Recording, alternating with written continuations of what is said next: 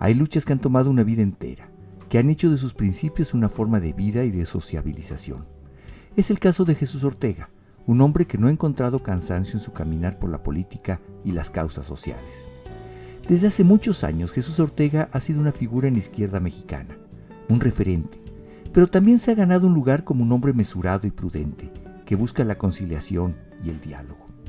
En su larga carrera política ha jugado varios papeles, desde fundador y dirigente de su partido, el PRD, pasando por el Poder Legislativo, hasta incluso ser el coordinador de la campaña de Andrés Manuel López Obrador en el 2006, esa mítica elección que parece todo lo cambió. Por eso me encuentro hoy con Jesús Ortega, una charla entre el pasado y una mirada clavada en el futuro político de nuestro país. Pues hoy estoy realmente muy contento de estar con Jesús Ortega. Jesús, muchas gracias por recibirnos aquí en un edificio histórico, Monterrey 50, un edificio histórico del PRD, de la lucha de la izquierda en México, con un personaje al que aprecio mucho y al que respeto mucho como Jesús Ortega. Muchas gracias, Jesús. Muchas gracias, Carlos. Efectivamente estamos en la sede de lo que fue el Partido Socialista Unificado de México, antes de la sede que la fue del Partido Comunista Mexicano, después del Partido Mexicano Socialista. Fíjate. Y luego fue la sede donde se platicó y se empezó a avanzar en el acuerdo para la formación del Partido de la Revolución Aquí en estos pasillos, en tiempos del Frente Democrático Nacional, estaba todos los personajes que hoy vemos en la palestra nacional. Es correcto, ¿no? De uno y de otro de los bandos, pero en estos pasillos, en estas escaleras, se discutía no solamente la constitución del PRD, sino se discutía las reformas políticas que le dieron paso a la transición democrática en México. De eso se habla poco, pero aquí en estas instalaciones se resolvió y se discutió y se acordó casi todas las reformas políticas que dieron cauce a la vida democrática en México. Es muy emocionante eso. Yo conozco este edificio desde antes de que lo remodelaran, ahora quedó muy bonito. ¿Qué queda, Jesús, del eco de esos tiempos? Hoy, muchos años después, tú fuiste un actor fundamental en esos momentos. ¿Qué queda de esa lucha por la democracia? Hoy que pareciera que para las nuevas generaciones esa lucha no existió, y para las que sí lo vivimos parece que queda un poco desdibujado. ¿Qué te deja todo ese tramo de la historia? Sí se ha desdibujado ese tramo de la historia, porque la discusión, la reflexión, la búsqueda de los acuerdos entre los diferentes y entre los que tenían posiciones encontradas en determinados temas, eso es lo que dio tránsito y vía a un sistema de democracia y de libertades en México. Tú dices, y no te falta razón al afirmar que nuevas generaciones no regresan un poco en el pasado para descubrir que antes no se podía uno reunir en la calle porque llegaban los granaderos y te disolvían a golpes. Claro.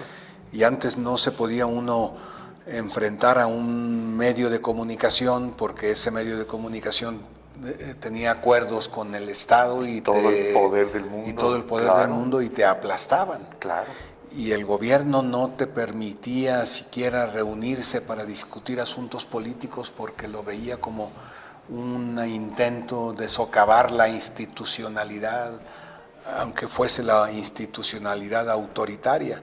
Y logramos construir libertades, logramos construir derechos humanos, logramos construir democracia, hicimos valer el voto de las ciudadanas y de los ciudadanos. Que no es poca cosa. Perdieron la condición de servidumbre de las mexicanas y de los mexicanos para convertirse en ciudadanos.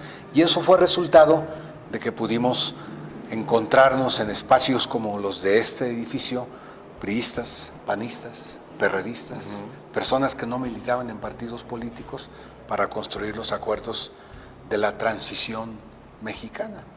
Hoy, paradójicamente, contrario a esa historia, el presidente llama traidores a la patria a los que simplemente piensan diferente a él. ¿Cómo es la vida? ¿Cómo es la vida?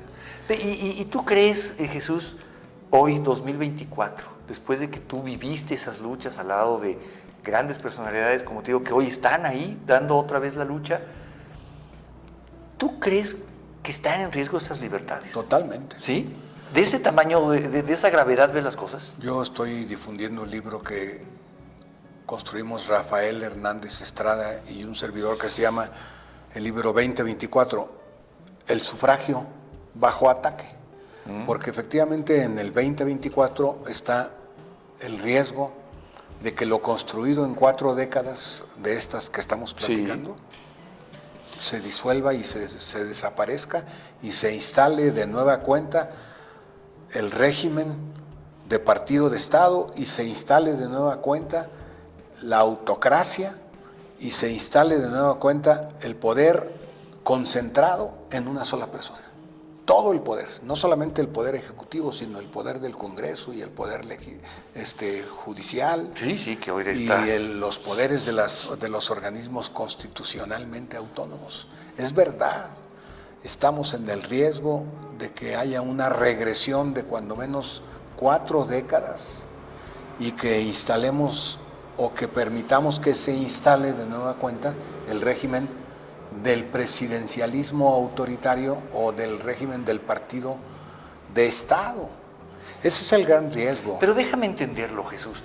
¿Esta regresión sería producto de la idea de una sola persona, me refiero a Andrés Manuel López Obrador, o hay un grupo de pensamiento que está empujando a este retroceso? Hay un grupo de pensamiento, aunque en ese grupo de pensamiento el que tiene el peso fundamental es el presidente de la República. Por eso hay que ubicar con toda claridad el tipo de régimen que estamos viviendo. Estamos viviendo una autocracia, el poder del Estado concentrado en una sola persona. Son muchas las ocasiones en donde López Obrador ha afirmado: el movimiento soy yo, Sí. el partido soy yo, El pueblo soy yo. el pueblo Se soy adueñan yo, hasta de eso, sí. el Estado soy yo. Claro. Y todas esas visiones dan cuenta de que lo que vivimos no es un régimen republicano, ya no se diga un régimen de un grupo de personas que deciden reflexionando, no, hay un individuo que toma las decisiones fundamentales y en el mejor de los casos ese grupo que rodea al presidente es repetidor. Subordina su pensamiento. Está subordinado. Eso ha pasado en otras etapas de México y ha pasado en otras etapas del mundo. No debería de pensarse que es inédito esa situación. Es delicado, es grave, es triste que lo que avanzamos en 4 décadas, en 40 años, Está en juego hoy en una elección y que pudiera concentrarse de nueva cuenta el poder en un individuo para repetir la presidencia imperial. A ver, pero déjame entonces hacerte una pregunta que puede sonar muy ingenua, pero pues, ¿cuál es el temor? Si López Obrador, pase lo que pase, en una semana se va. ¿Se va López Obrador? No se va, porque López Obrador, no perdamos de vista que su plan A era cómo ganar la mayoría del Congreso de la Unión en las elecciones del 2021, las intermedias. Se frustró su plan. Se frustró ese plan, el plan A. Ajá. Y claro que él quería modificar la Constitución o terminar con la Constitución del 17 para construir su Constitución, su modelo de Constitución. No lo logró porque no alcanzó mayoría constitucional, mayoría calificada. Y luego viene el plan B, cómo desaparecer a todos los órganos constitucionalmente autónomos y luego cómo restarle autonomía al Poder Judicial y cómo someter al Poder Legislativo. No lo logró plenamente, aunque avanzó, dio pasos importantes, pero no lo logró. Ahora viene el plan C. No importa cómo, pero en el 2024, el 2 de junio, quiere tener la mayoría presidencial, la mayoría en el Congreso de la Unión, la mayoría en las en los estados de la República, la mayoría en los municipios, la mayoría en los congresos locales, para constituir un estado claramente sometido a la voluntad de un solo individuo. Pero me dices, pero es que López Obrador no va a ser presidente. No va a ser presidente, pero la señora que puso como candidata, de ganar ella, tengo que subrayarlo muy puntualmente. Sí, porque no está decidido como dicen ellos, ¿no? Claro. Lo que se instalaría sería un maximato. Sí. Aquí despacha el presidente, decían en aquella época, pero el que manda vive enfrente. Así era. Bueno, eso es lo que intenta López Obrador y ese es parte del plan C. Pero hay un elemento, ¿no? En este plan, de repente irrumpe algo que no estaba contemplado en el guión oficial: la sociedad. Y hemos visto un despertar también de la sociedad importante, lo hemos visto llenando zócalos muchas veces, no recientemente, sino muchas veces lo hemos visto manifestarse, lo hemos visto. ¿Cómo sientes ese despertar social? Es extraordinario y ciertamente no solamente no lo tenía contemplado López Obrador, sino no lo tenían contemplado otros actores políticos. Ajá. No es que surja espontáneamente, pero sí se fue creando en estos años de libertades y en este proceso de modernización y de ciudadanización que vivió nuestro país, la sociedad mexicana, sí se fue creando un sector de la población que aumentó su grado de conciencia social y su grado de conciencia política, que hace posible que se hagan este tipo de manifestaciones como las que acabamos de ver el pasado 19 de mayo. Así es. Extraordinarias, no solamente desde el punto de vista cuantitativo, sino extraordinarias e influyentes desde el punto de vista cualitativo. Y finalmente el surgimiento de estas grandes movilizaciones va a ser el factotum que impida que se lleve a la práctica el plan C de López Obrador. Y por el contrario, que esta sociedad civil revitalizada, ciudadanizada, perdóname la expresión, pero es que de ser simples individuos pasaron a ser ciudadanos que ejercen su voluntad, ¿no? Que es una caracterización de lo que es una ciudadana o un ciudadano, que no se deja imponer o manipular, sino que él toma decisiones por sí mismo. Esto que está sucediendo en México es un proceso cualitativo tan extraordinario que va a cambiar la faz política del país. Y yo por eso tengo certidumbre, no solamente de que no va a prosperar el plan C, sino que va a ganar Xóchitl, pero también vamos a ganar en los congresos locales, de que vamos a tener equilibrio en el Congreso Federal y de que vamos a tener equilibrio en los congresos, en las entidades federativas. A ver, si eso pasa, Jesús, ayúdanos a entender un escenario posible, porque lo que hemos entendido también en estos casi 6 años de gobierno de Andrés Manuel López Obrador es que no le gusta perder, y no le gusta admitir, aunque perder sea que gane la sociedad, no es un gobernante que admite, diga, bueno, ganó la democracia. Si no tuviera estas mayorías en el Congreso, qué reacción podemos prever desde López Obrador? Hay que ser realistas. No va a aceptar que pierde la elección.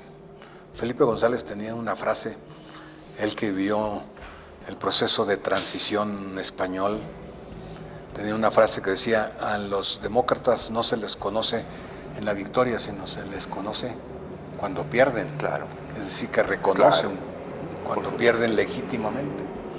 López Obrador no es un demócrata, por lo tanto, sepámoslo, entendámoslo, reconozcámoslo, no va a reconocer su derrota.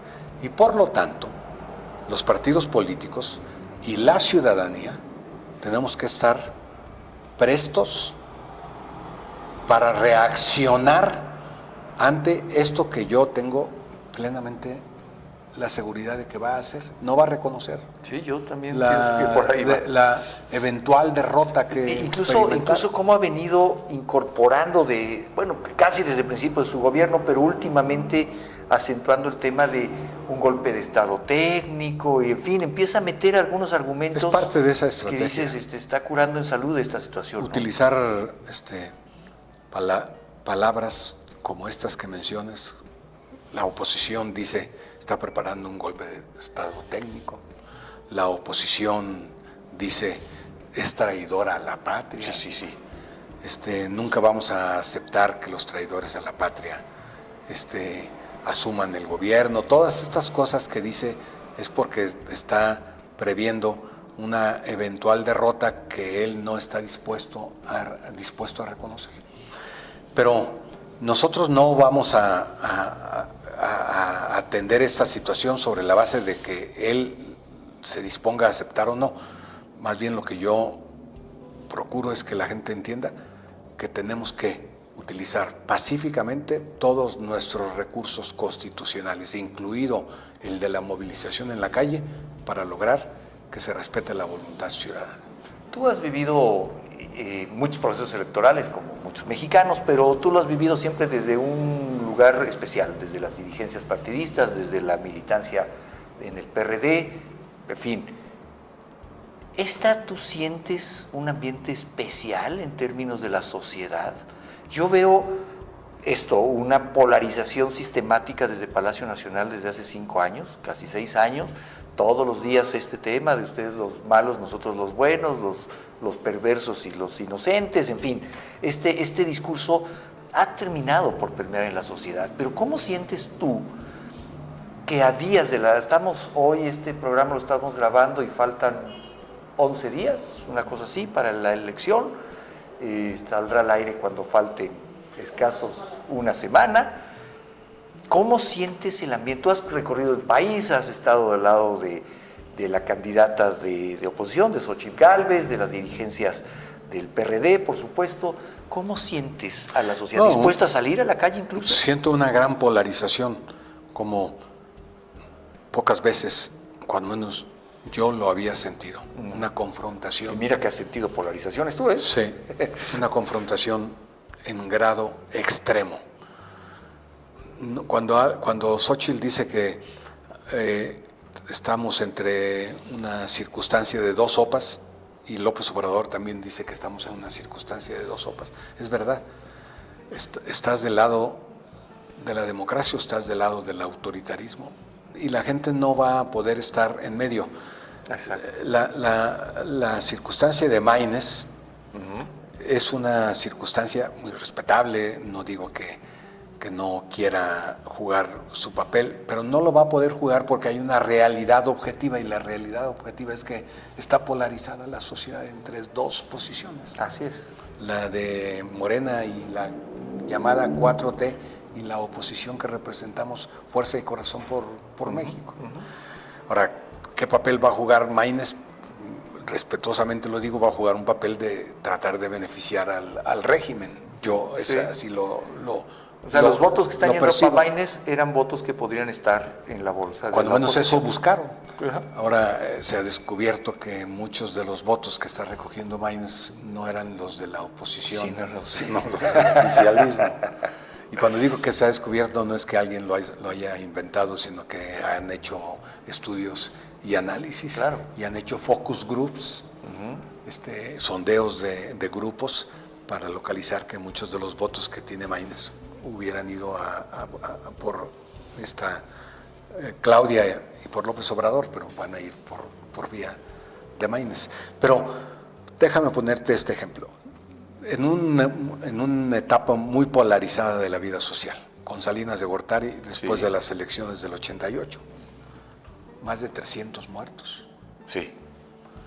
Y decía Salinas de Gortari de manera despectiva, insultante, arrogante, prepotente: ni los veo, ni los oigo. Sí, claro. Está peor. Pero es que no los vio ni los oyó desde el primer día. Desde el primer día. O sea, eso es una cosa. Pero está peor. A ver, pero... Porque nos ve y nos oye. Exacto. Y nos trata de aniquilar. Claro. Porque para el autoritarismo no hay medias tintas. O estás conmigo o te aniquilo. Para el pensamiento fascista, para la intolerancia fascista y la intolerancia fanática, si no estás con el presidente, entonces eres traidor a la patria y por lo tanto a los traidores de la patria pues no se les contempla, sino se les trata de aniquilar. Claro, son traidores. Son traidores Sí, a la patria.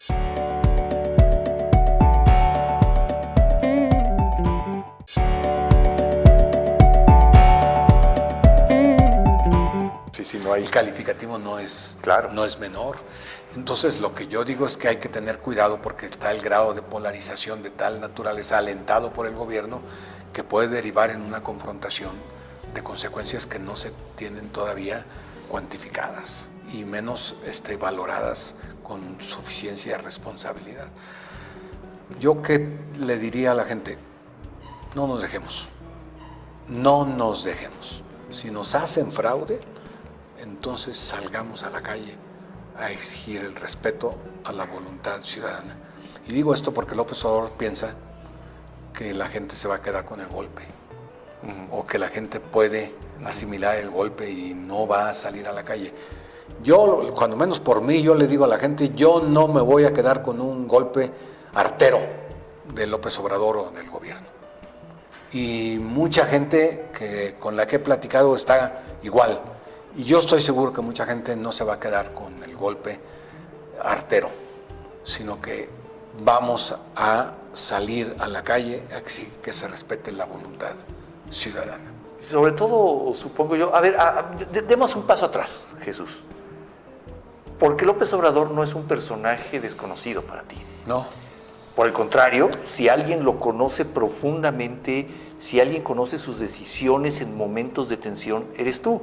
Hay que recordarle al auditorio, por ejemplo, que tú coordinaste su campaña electoral en esta famosa toma de Reforma, esa campaña electoral del voto por voto, estamos hablando de 2006, tan controvertida, tú como miembro del PRD coordinabas la campaña.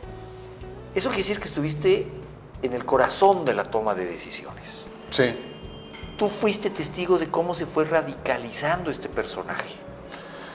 No se empezó a radicalizar en la elección. Yo digo que él es un hombre de pensamiento autoritario, no eventualmente, no sorpresivamente. Yo siempre pongo el ejemplo de aquella novela de Mr. Hyde y el Dr. Jekyll. Sí. No se trata de que el día se tomó una pócima y se volvió un monstruo. No, desde el principio lo era. Y sabía el ingeniero Cárdenas que lo impulsó para que fuera dirigente, presidente, jefe de gobierno. Sabía perfectamente que era un hombre autoritario. Nosotros lo confrontamos adentro del PRD sabiendo que era un hombre autoritario. Claro que lo confrontamos. Permanentemente tuvimos no solamente diferencias, sino encuentros así duros, rudos, ¿no? Y yo fui coordinador no porque él pensara que yo le podía servir, sino fui coordinador de la campaña porque él no conocía al PRD y necesitaba a alguien que conociera al PRD, y modestia aparte, yo era uno de los que conocía al PRD, y entonces me llamó para participar en la campaña. Yo soy hombre de partido, toda la vida lo he sido. Y no porque estuviera López Obrador de candidato iba a desistir de mis convicciones y de mis ideas, y por lo tanto me asignaron una tarea y traté de cumplirla. No creas que me soltaba la confianza o me consideraba un concentraba desde ese entonces las decisiones. De todas las decisiones. Porque incluso alguna vez platicamos en este mismo espacio con Guadalupe Acosta Naranjo, y Guadalupe nos refería de tu trabajo en esa campaña y decía, López Obrador, cuando el pleno del PRD no favorecía sus decisiones, amagaba con, pues me voy, hay un rompimiento, y se iba. Había que estarlo ahí medio consintiendo para que no rompiera, ¿no? Es correcto, porque yo fui secretario general del PRD cuando él fue presidente. Ajá. Y entonces las discusiones en el PRD estamos acostumbrados a llevarlas con franqueza y con lealtad y con razones. Y aquí los debates son rudos, ríspidos, son abiertos. Y entonces los teníamos en ese salón y otro salón de allá arriba y en el auditorio. Pero cada vez que perdía una discusión o que sentía que iba a perder una votación, amagaba con irse. Se iba, no solamente amagaba, sino se iba. Y ahí van atrás los acólitos de siempre, que los tiene ahí mismo hoy otra vez de acólitos, a René Bejarano, a Dolores Padierna, a los Batres, a Alejandro Encinas, a otros. Ahí van asustados atrás de él porque se había enojado López Obrador porque estaba perdiendo el debate y porque estaba discutiendo la discusión. Yo intenté ser presidente contra su voluntad en 3 ocasiones y en 3 ocasiones me impuso a presidente. Intenté ser candidato a la jefatura de gobierno enfrentando a Marcelo. Yo ganaba las encuestas y ganaba. Y imponía a López Obrador, a veces manipulando a la mayoría en el PRD, a veces dejando sin alternativa y sin posibilidades de luchar y sin posibilidades de protestar. Pero esto da cuenta, te quiero decir, de que conozco a López Obrador, sé de su pensamiento autoritario, que no es de un día que apareció como... Sí, no se tomó la pócima y se volvió el monstruo. No, lo es desde antes. Fíjate que yo siempre platico en privado con mis amigos una anécdota que tú un día me confiaste y me gustaría que nos la platicaras ahora. Cuando tú estabas en el Senado de la República, como senador del PRD, tú me platicabas un día que se votaba el Seguro Popular. Y que bueno, pues parecía una buena idea impulsada por el PRD, por esta corriente de pensamiento de izquierda, de abramosle seguridad social a la gente, pero que recibiste una llamada del entonces presidente del partido, Andrés Manuel López Obrador, diciéndote, eso no se vota a favor. Es correcto. Y yo tuve que hacerme de convicción y de determinación para no aceptar la indicación de un líder que supuestamente tenía jerarquía superior a la mía, no solamente, por cierto, de Andrés, sino también del ingeniero Cárdenas, porque no pierdan de vista que en sus 35 años de vida el PRD ha tenido 2 candidatos, solamente 2 candidatos a la presidencia. 2 candidatos de la República.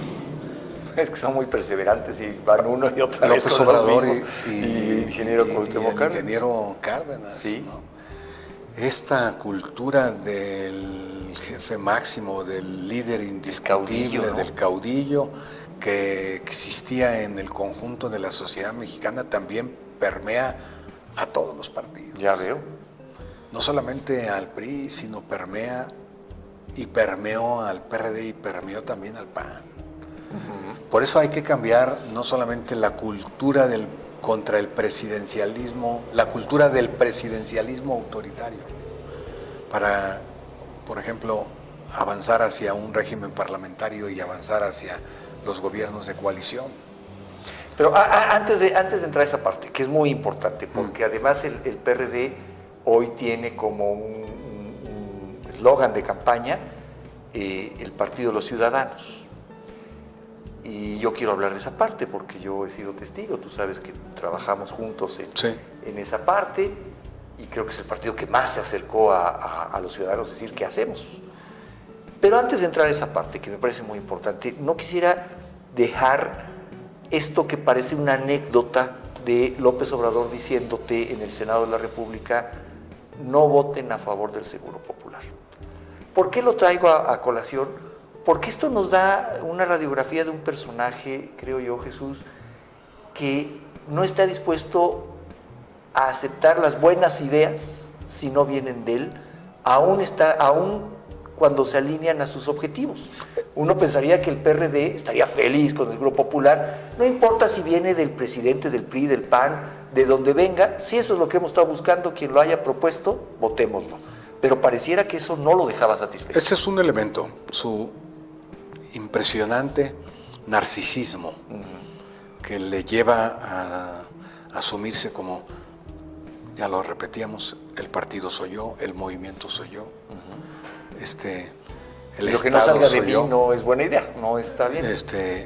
Pero eso es verdad, eso existe en la actitud y el comportamiento. Pero también existe el otro elemento, que Andrés Manuel no cree, y tengo que decir que tampoco su predecesor en el seno del PRD, no creen en la política como el diálogo, los resultados como parte de un esfuerzo consistente de diálogo entre los diferentes. Eso explica que nunca recibió a la oposición, ¿no? Y eso explica que ahora, como presidente, nunca recibió a la oposición, pero eso explica que él no es autor de ninguna reforma. Él no participó en ninguna de las 7 reformas político-electorales desde de 1977. Él no estaba todavía en el PRD hasta en el 2000, en el Pacto por México. Ninguna. Siempre las trató de bloquear, pero no solamente él, sino otros dirigentes. Yo también recibí, siendo coordinador de los diputados, la llamada del ingeniero Garner diciéndome: no hay que votar la reforma política. No, ingeniero, sí hay que votarla porque es avance democrático y es avance político y es avance civilizatorio. Y lo mismo sucedía con la reforma al Seguro Popular. Hay que votarla porque eso va a tener mayor cobertura. Pues no, pues sí. Y entonces ¿Y había una rebelión interna? Y hubo rebelión de los legisladores, platicándolo con ellos. Claro que siempre hay sus acólitos y sus incondicionales, pero había un número suficiente para acompañar todas esas reformas.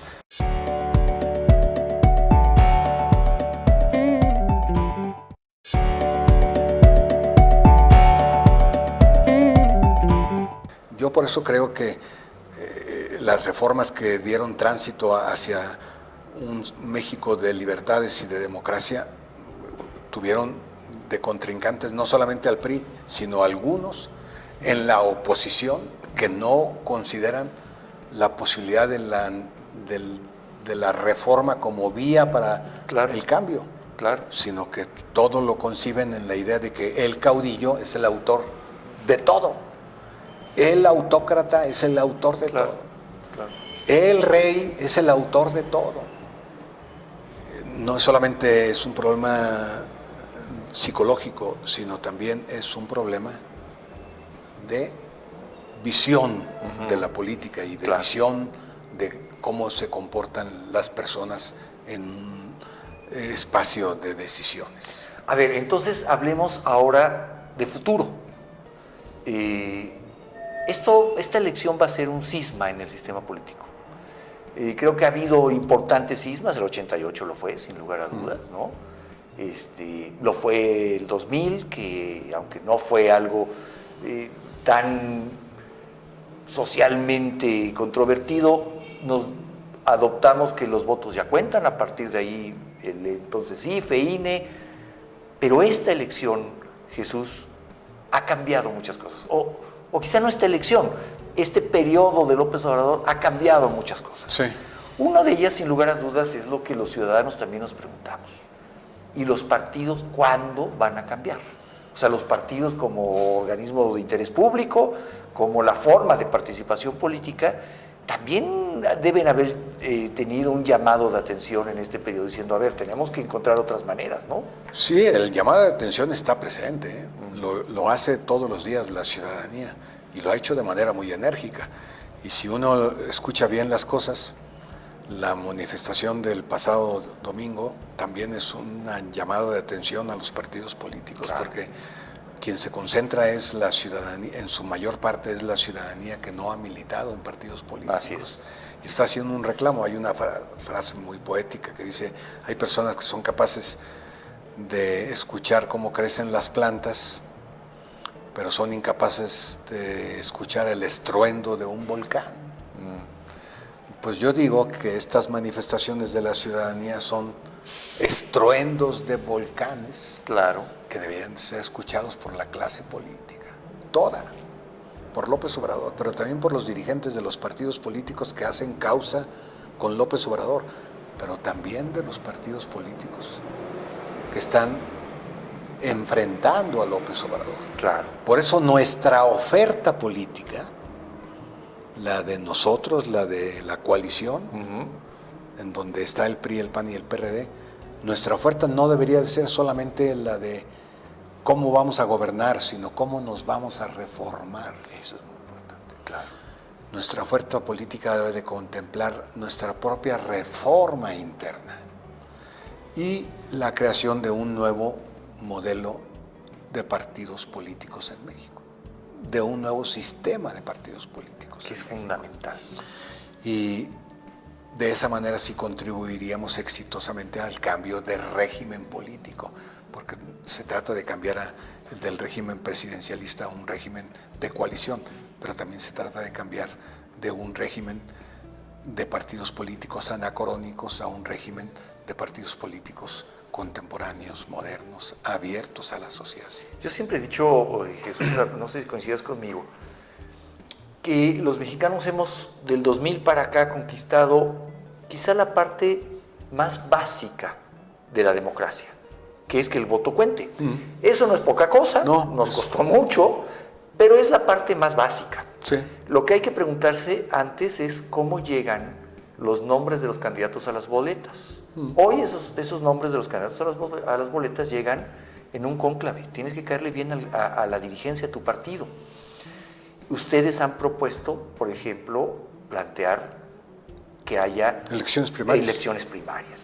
Y luego viene el otro problema. Después de la elección, un gobierno emanado de una elección transparente no necesariamente es un gobierno democrático. No. O sea, que te elijan democráticamente no quiere decir que gobiernes democráticamente. Y ustedes han planteado gobiernos de coalición.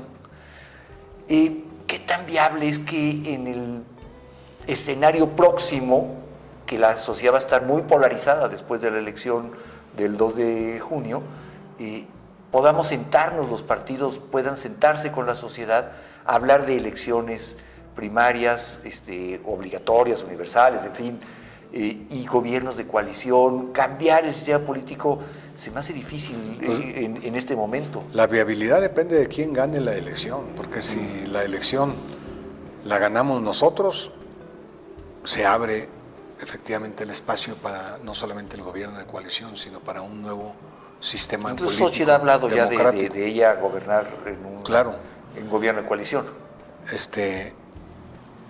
Pero si ellos ganan... ¿Qué gobierno de coalición qué es?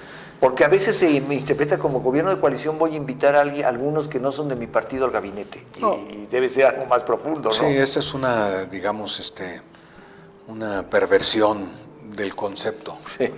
Esto que hicieron en Coahuila, lamentablemente,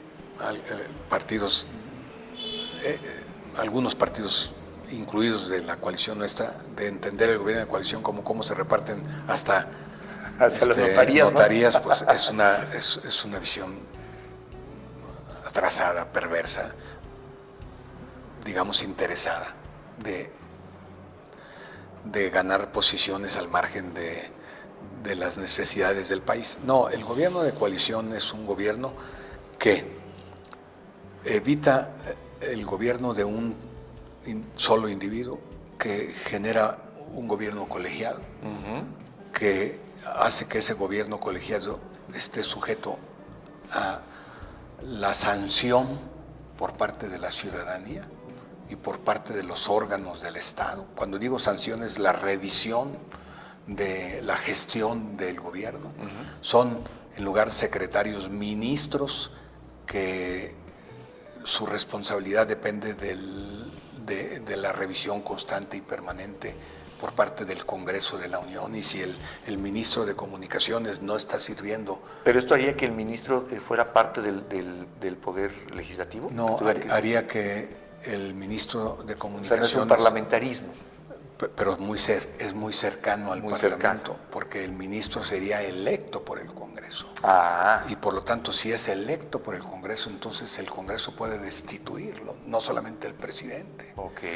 Y por lo tanto es un ministerio, no es un grupo de secretarios del presidente, sino es un ministerio que depende de ser revisado por el Congreso y también de ser revisado porque queremos construir un consejo ciudadano que también esté permanentemente revisando el comportamiento de todos y de cada uno de los ministros que forman parte del gobierno. Eso que planteas, Jesús, va en sentido contrario a lo que hemos vivido. Un Sí. presidencialismo cada vez más Y que hemos vivido concentrado. con el PRI y que hemos vivido con el PAN. Sí, sí, sí. No creas que ha sido muy No, diferente. Se trata, por eso, culturalmente de cambiar el régimen, no solamente de forma, culturalmente.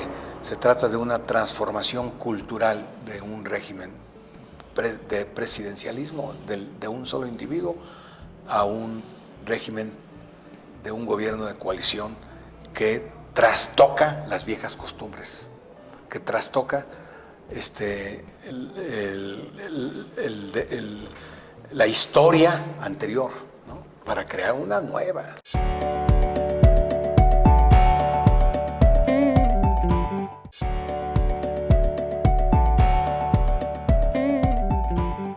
A ver, pero fíjate que ahorita decías algo que es muy importante. Ya nos decías tú claramente que el PRD en su historia ha tenido 2 candidatos a la presidencia. 2 candidatos a la presidencia que han arañado la presidencia de la República. No nos vamos a meter al tema de... Yo estoy absolutamente convencido que en el 88 Cárdenas fue un fraude de Estado, ¿no? Aunque lo digo un poco por convicción, porque tampoco es que yo tenga las pruebas, ¿no? Pero así es esto, ¿no? Por lo menos socialmente nos quedamos con la idea de que a Cárdenas le robaron la presidencia. No estoy seguro en el 2006, en fin, es muy controvertido. No nos metamos en esa controversia, pero creo que hay algo que sí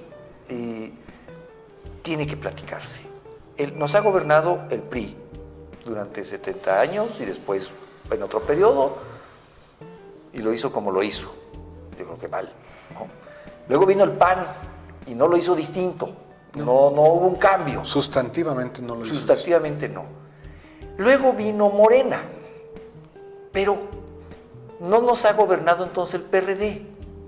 El PRD, estoy hablando a nivel nacional, por supuesto que ha tenido gobernaturas importantes. ¿Falta un gobierno de izquierda? ¿Esta Sí. es la izquierda que nos dijeron que nos iba a gobernar? ¿Esto es el proyecto de izquierda que estábamos esperando, Jesús? No. Sí, esbozamos un gobierno de izquierda en varios momentos. Fuimos mayoría en la Cámara de Diputados junto con otras fuerzas. Hicimos leyes muy importantes, tú mencionas algunas. Transformamos radicalmente lo político y algunos aspectos de lo social. Pero no dimos el paso definitorio para pasar de la democracia electoral, como la referías tú, a un cambio de régimen político. Claro. Y por lo tanto, cuando se hizo el cambio de individuo en el gobierno, en la presidencia de la República, no cambiaron sustantivamente las reglas del juego político. Ahora no se trata solamente de que en lugar de Andrés esté otra, sea Xochitl, Sí, claro. o sea Es que cambie el régimen. Claudia, sino se trata de cambiar el régimen, sepultar en el mejor sentido el viejo régimen de partido de Estado que quiere surgir de la tumba, porque ya estaba enterrado el viejo régimen, pero ha resurgido con otro nombre, con el nombre de Morena. Sí. Y hasta más profundizado los más vicios. ¿no? profundizados Sí. los vicios. Claro. Y entonces se trata de no permitir que se instale nuevamente ese viejo régimen que ya habíamos dejado atrás en la historia, para en lugar de